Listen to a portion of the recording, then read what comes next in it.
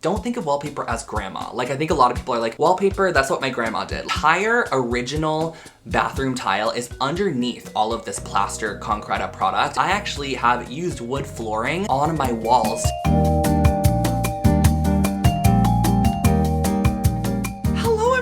Drew here from Lone Fox. Happy start of your summer. I hope you guys are having a great start of the season. I know I am, and I am so excited about today's video, and I'm excited to start filming more this week. I have been just doing so many makeovers on the channel over the past month and a half, as you guys have been seeing. Today we are talking about wall finishes, and we are mainly prioritizing DIY friendly wall finishes, things that I've tried in the past. I have so many that I'm excited to share with you because I know when I start to design a room, the first thing I think about is like, what's going on the walls? Is there gonna be paint on the walls? What's the color? Is it gonna be moody, an accent, bright and airy? Like, what is the vibe I'm going for in the space? And a lot of times I honestly kind of find myself wanting to do something different than paint, like all the time. And I kind of feel like that's because if you can do a unique wall treatment, you can kind of be a little bit more safe with your furniture and your accents because you have a really great wall treatment. Whereas if you just do paint and it's not like a statement or it's not really like something that you're obsessed with, you really have to kind of elevate that with your furnishings and your decor and kind of make that paint color work in your space. And I thought a video kind of encompassing all of the different wall treatments I have done in the past, talking about the cost of them, if it was worth your time and effort, and if it has withstood the test of time, would be beneficial to any of you that maybe want to do a cool wall treatment in a space or have been open to the idea or thinking about maybe incorporating one of these. The first wall finish, and one of my favorites in this video, is plaster. And there's actually kind of like two different types of plaster. There's more of a textural kind of aggregate-based plaster, meaning that there's rocks, there's sand in it, so it's gonna give you a textural finish in the end. And then there's also like more of the smooth plaster, where a lot of times you just kind of trowel it on super smoothly, and sometimes you also have to go in and sand in the end to get a smooth finish. So one's a little more textured and one's a little bit more smooth. I have a few different plasters throughout my house. The one actually in the kitchen is more of an aggregate sandy plaster, and that one has more of a rough finish to it, which I love, mixed with the softness of the marble in the space. And then in my roommate Marie's room, she has the Marmarino Palladino, which is a kind of smoother plaster that you apply on the walls, and then you sand it down to give it a really nice smooth finish in the end. I feel like what you see from a lot of your favorite designers is on the smoother side, so ranging from Roman clay to Venetian clay to Marmarino Palladino, which is actually a product that I used in Marie's bedroom. It's like a thick, like almost batter-like material and that you put on the wall with a trowel, and you do it in layers. So you're gonna do a first coat, and then you apply a second coat, and in that particular room, I also went in and sanded the finish to create a nice smooth look. However, in my kitchen space, I actually used a product called Tonacino Firenze, which both of these products I'm talking about are from the brand Mioted, which I'll pop up on the screen right here. I am not sponsored by them in any way, shape, or form. I just love their products, and I love the amount of products that they offer. They have like 50 different types of plasters that have different things in them. They have plasters with glass. You can do a bunch of different fun things essentially. So I've been loving to play around with their materials and product. And with both the sanded plaster and the more kind of rough finish aggregate based plaster, they kind of both do come in at the same price point. And for plaster, I'm going to rank this as $4 out of $5 because plaster is very expensive. Walls tend to suck it up. You're probably wondering how DIY-able plastering is, and I would definitely say it's more of an intermediate to advanced DIY project. It just kind of depends on the scale that you want to do it. So if you're just plastering a wall, I definitely say go for it. Or if you have a smaller place that you can kind of start in, you just want to test out the burnishing of using the trowel because that's what's going to give you that visual movement in the plaster. But when you start adding multiple walls, when you have a lot of different windows you need to go around, when there's trim work or ceiling details, that's where it can be a little bit more challenging. However, I've really never found those additional elements to be super challenging. I just think it's time consuming. That's the only thing. It's like once you kind of start, you have to finish the whole space. And once you do one coat, you also have to do a second coat. This is not just like a one coat product. This is two coats, just like paint. So it is gonna be a little bit time consuming. A wall finish that somewhat looks like plaster, but is a lot easier to DIY is limewash. And this is also a lot more of an affordable option. So there's a few different brands that sell limewash. I feel like a lot of people know of Portola. Mioted also sells limewash. There's also a brand I believe called Color Atelier online. Now I've used the Portola one and the Mioted one multiple times and I love both of them. And the thing I love about limewash Limewash is it's a lot more beginner friendly and also forgiving. You kind of just dip a large brush into the product and start brushing it on the wall in kind of hatch stroke like patterns, and once you have it all on the wall and it dries down, you do an additional coat on top, and the lime inside the paint actually kind of dries down and gives more of a chalky illusion, and then it kind of has this really pretty textural look in the end. And Limewash is great because it's something you can DIY. It's also something that adds a lot of texture and visual interest to a wall or a space, and it comes in so many different colors, so you can really tint it to whatever you like. Limewash is sort of like an alternative to Plaster in a sense. It's a little bit more DIY-able, it's a lot more budget friendly, and I still love using it every now and then. I think if you want to do a quicker room makeover, Plaster is a little bit more time consuming. Limewash is the way to go if you want something quick, you want to do it yourself, you want something more affordable. I definitely suggest opting for Limewash. For Limewash, I would say this is a beginner/intermediate project, and I would give it a 2 out of 5 dollar signs for the overall costliness of limewashing your space. The next product I'm talking about is Concreta, and I'm sure a bunch of you have seen it on my channel in the past. I actually did a full bathroom makeover using Concreta where I did not demo any of the original tile. I did not demo anything in the bathroom. The entire original bathroom tile is underneath all of this Plaster Concreta product, and that's actually what it is meant to be used for. A lot of people think that I just kind of did it for fun, but I actually found out about it through the brand Meoded that I've been mentioning. They have a product called Concreta, and it is literally like a no demo bathroom reno product. So you put it right over the top of the previous tile. It sticks, it does not chip, it does not budge or move or get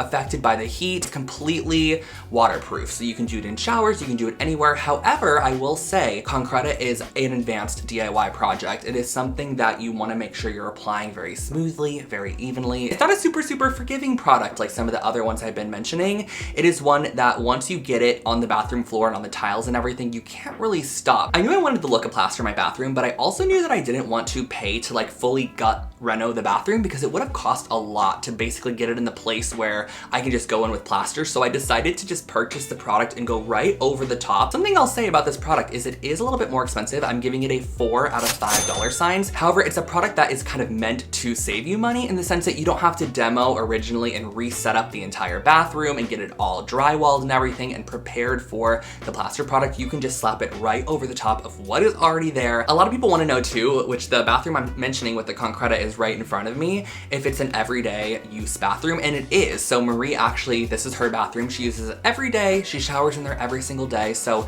it's not a space that we don't actually use. So the showers absolutely withstood the test of time. It looks so good still. I love the versatility with this product. You can apply it over the top of virtually anything and you can really do a lot with it. The next fall treatment we're gonna talk about is actually one that I did in my bedroom, and I did it in my little office nook area, and I really wanted the look of wood on the walls. Now, I recently actually saw a girl on TikTok wood panel her office walls. I don't know if you guys saw that. She was doing like kind of a baby blue and wood color palette. It was so pretty, and she did a DIY wood paneled wall in her office, and I thought it looked so good. So it's something I want to try out in the future. However, I never knew how to do anything like that. So in the past, I actually have used wood flooring on my walls to get like the look of wood paneled walls. I did this in my office space, and I purchased real wood flooring, and that's where this project kind of went a little bit more costly on my side, because you can definitely purchase faux wood flooring. You could purchase thinner real wood flooring than I did because mine was also thicker. I just loved the size of the plank that I bought when I got mine,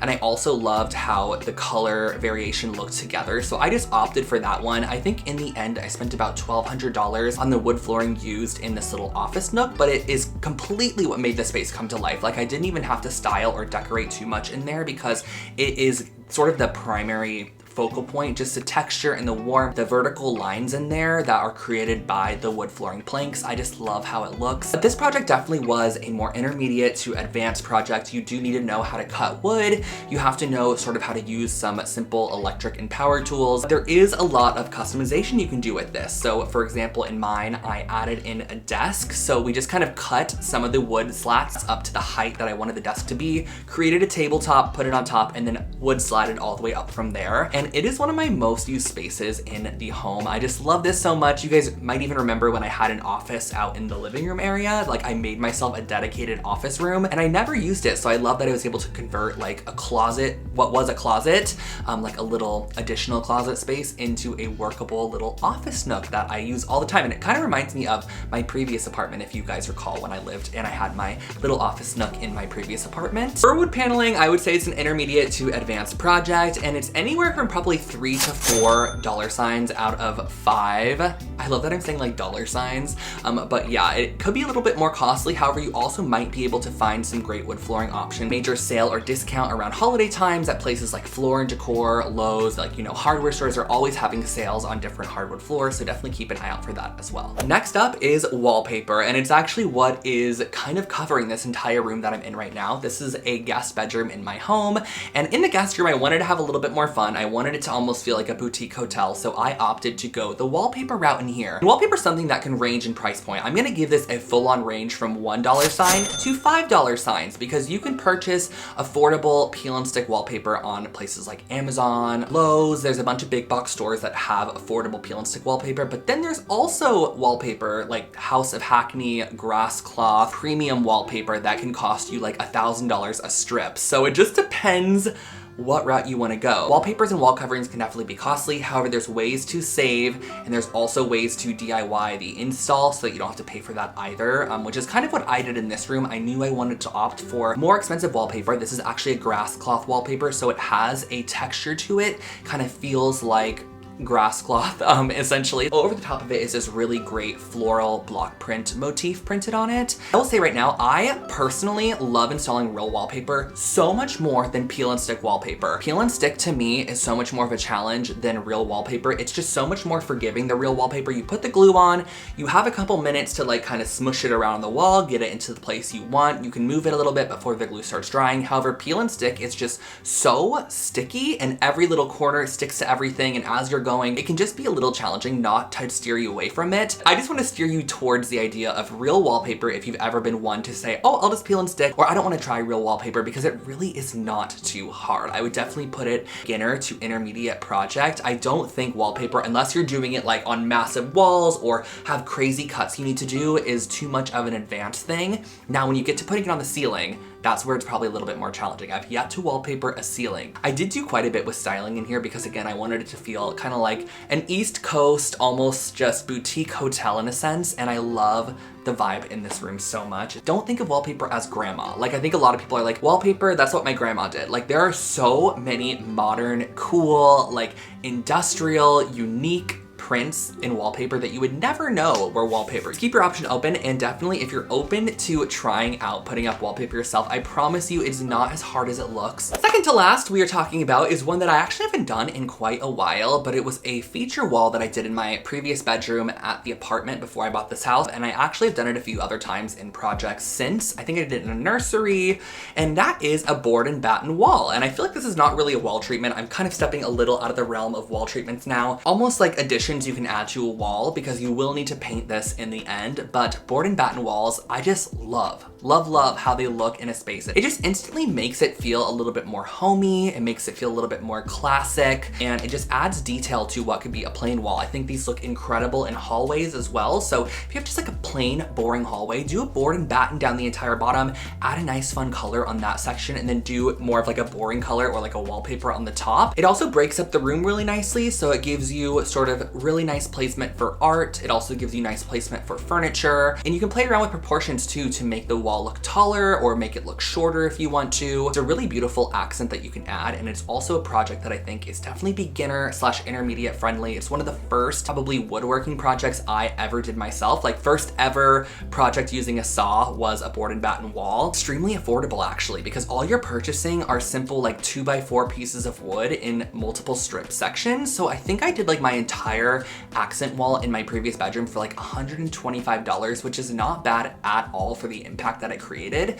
So I would probably say it's like on the $1 to $2 price range, but if you are putting it all over like an entire house or in an entire large space, it probably could be a little more costly. And the last wall treatment that I have personally done, because I'm not really mentioning ones that I have not tried myself because we are focusing on DIY-able wall treatments, is just wall molding. And I'm sure a bunch of you guys know what wall molding is. It is kind of classically more European, I feel, more French almost, or Parisian, and it really creates like a beautiful, elegant, stately effect in a space. And I also feel like it can add just so much architectural detail and interest to a room. The great thing about this is you can get a product called miter shears, which is a pair of shears that you can use to cut down your wood trim. They also sell trim in like a foam-esque material, so you can cut down the foam trim and apply it right on the wall. And something else I've seen about wall molding too, if you don't want to go the route of creating your own like boxes of wall molding, is they actually have pre-done boxes that are like peel and stick wall molding pieces that you can purchase at hardware stores.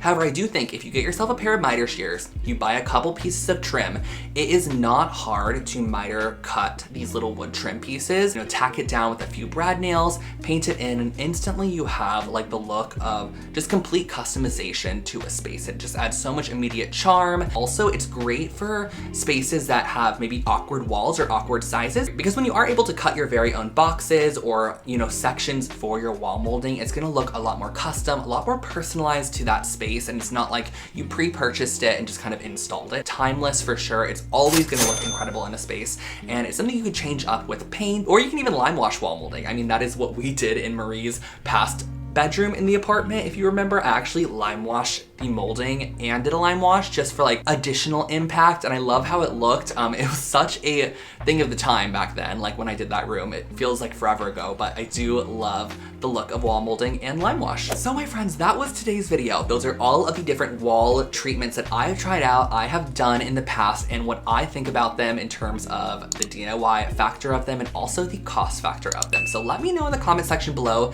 if any of these were ones that you might want to try out, if there's ones you have tried out maybe, or if there's a product that you've been wanting to see tried or given a go in a space, because I always do love finding out about new wall treatments and trying things out for you guys on the channel. So leave comments below, let me know. And if you like more of me every single day, make sure to follow me on Instagram and TikTok. Mainly Instagram, it's Lone Fox Home. I'll pop it right up here. I post reels all the time and photos all the time, so it's just a lot more content than what you're seeing here on my channel. Bye.